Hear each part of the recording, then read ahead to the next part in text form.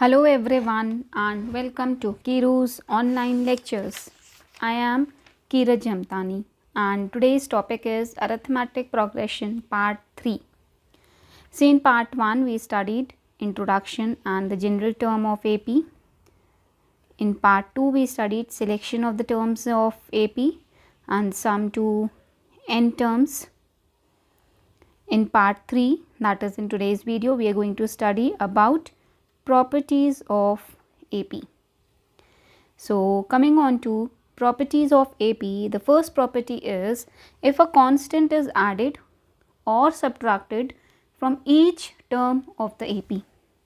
So, resulting sequence is also an AP with the same common difference. Let's suppose I am provided with the sequence which is 2, 4, 6, 8, 10 and so on. Now, as we know, this sequence has common difference which is 2. So, I am now subtracting each term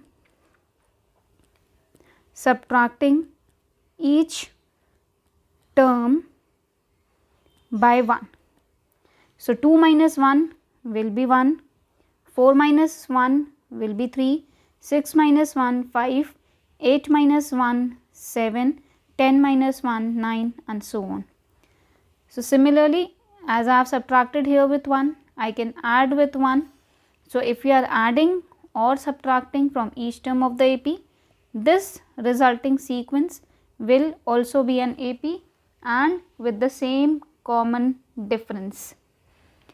That is, the first difference was 2, now also difference is 2 only.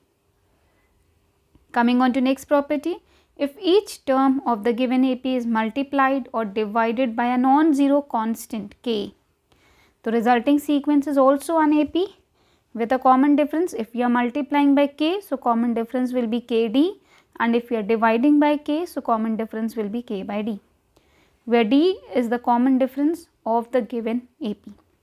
Again, we will assume AP to be 2, 4, 6, 8 and so on. Multiplying this AP by 2, so the terms will be now 4, 8, 6 into 2 12, 8 into 2 16. So, over here if we see, we have multiplied by 2 and the common difference was 2. So, here common difference, that is d, will be 4, which is k into d. The constant term was 2, difference was 2, hence common difference came to be 4. Next property, in a finite AP, the sum of the terms equidistant from the beginning and the end is always same, and that is equals to what? First and last term. Now, this implies that sum of the terms equidistant from the beginning, that is ak. Now, this from the last will be an minus k minus 1. So, this is equal to sum of first and last term, that is a plus an. Let us suppose we are provided with a sequence which is a1, a2, a3 and so on. Common difference is d. So, over here now we know ak plus an minus k minus 1 will be written as ak plus an minus k plus 1. So, we will put the values over here. ak will be a1 plus k minus 1 into d, an minus k plus 1 will be a1 plus n minus 1 into d. So, over here n is what? N minus k plus 1, n minus k plus 1 minus 1 into d. So, if we will solve it, a1 plus kd minus d, here this 1 and 1 will be cancelled out, here we will get a1 plus nd minus kd. So, this kd and kd got cancelled out. So, this we got a1 plus, if we will take common d from here, n minus 1 into d. So, this is written as an.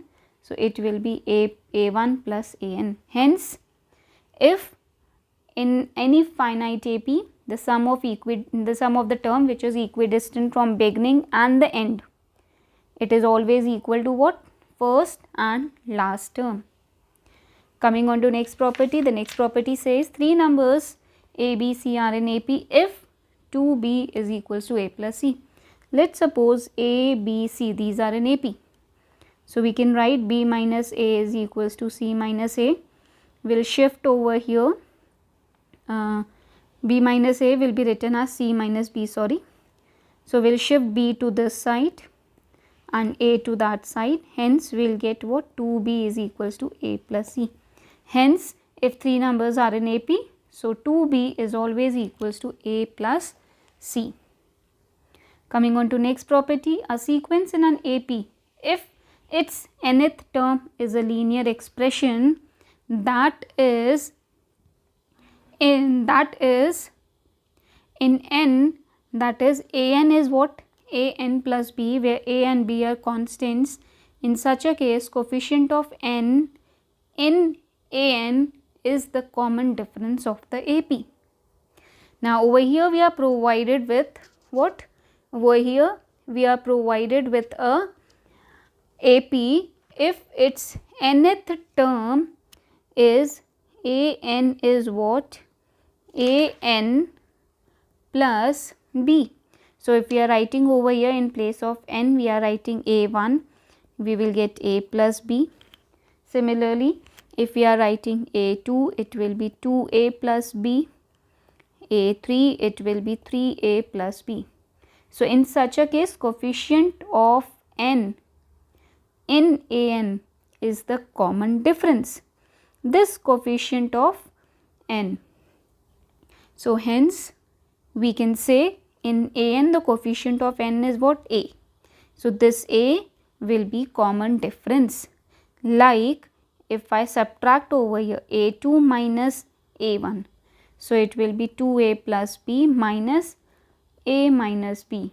So we can write a. So the common difference is always what? Coefficient of n. The coefficient of n is what? A. So common difference will be a only. Next, a sequence is an AP if the sum of its first n terms is of the form an square plus bn, where a and b are constant independent of n. In such a case, common difference is 2a. 2a, that is 2 times of coefficient of n. Now we know over here the sum of first n terms, that is S1. S1 is what? an square plus bn. Sorry, this is Sn.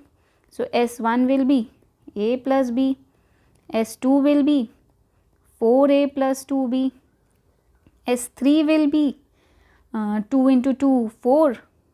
Sorry, 3 into 3, 9a. 9a plus 3b. So this is a1 as we have seen in our previous video.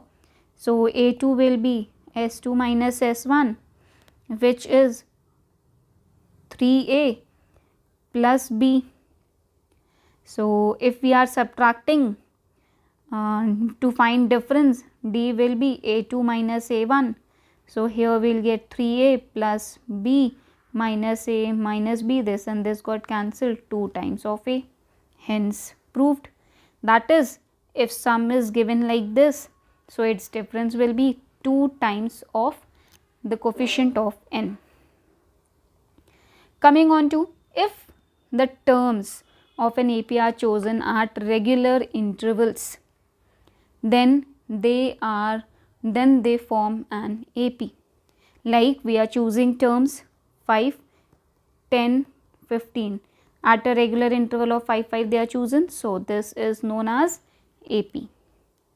Last property is if an plus 1, an plus 2 are 3 consecutive terms of the AP, then 2 an plus 1th term is equal to an term plus an plus 2 term. Likewise, it is written like this: an plus 1 term will be an plus 2 term. So an an plus 1, an plus 2, these are consecutive terms of an AP. So in that case, iska choice will be sum of these two numbers. As we have seen, if they are forming an AP, so their difference will be same. We can write an plus 1 minus an is equals to an plus 2 minus an plus 1. Shifting this side, we will get 2an plus 1 is an plus 2. Hence proved. So these all were the properties of AP which we have to use for solving our questions. So coming on to first question, if A, B, C are in AP, then prove that 1 upon BC, 1 upon CA, 1 upon BC are also in AP. Now as over here we are provided with A, B, C, these are in AP. So we studied property in property number 2. If we are dividing or multiplying each term of the AP by a constant k, then also it will be then also the sequence will be in AP. So dividing each term by ABC, A upon ABC, B upon ABC, C upon ABC, it will be in AP only. AA cancelled out, then BB cancelled out, CC cancelled out. Hence these all are in AP. So 1 upon BC, comma 1 upon AC, comma 1 upon AB are in AP. So this is how we over here in this question we use property number 2 to prove our question. So now the question is, if A square, B square, C square are in AP, then prove that 1 upon B plus C, 1 upon C plus A, 1 upon A plus B are also in AP. Over here in this question we are provided A square, B square, C square in AP. So this can be written as B square minus A square is C square minus B square. We will write it as B minus A, B plus A, which is equals to C minus A, C plus A. Now what we will do, because in this case, in this question we require B plus C, C plus A, B, A plus B only. So we will shift over here. So we will be solving like this, B minus A by C plus A will be equal to C minus, sorry, this is B, this is also B, C minus B upon A plus B. Now what we will do, this B minus A will be written in the form like I can write, it can be written B plus C. So here minus sign is there, C plus A. क्योंकि हर एक चीज़ we require in plus sign, so therefore B minus A we are writing it like this. Similarly C plus B, over here C minus B will be written as C plus A minus A plus B upon A plus B. Now as we see over here, B plus C is over here, A plus B and A plus B is over. A plus C is not here, so we will multiply these terms by 1 upon A plus C. So B plus C minus C plus A upon C plus B into A plus C. We are multiplying both sides by 1 upon A plus C. C plus A minus A plus B upon A plus B into A plus C.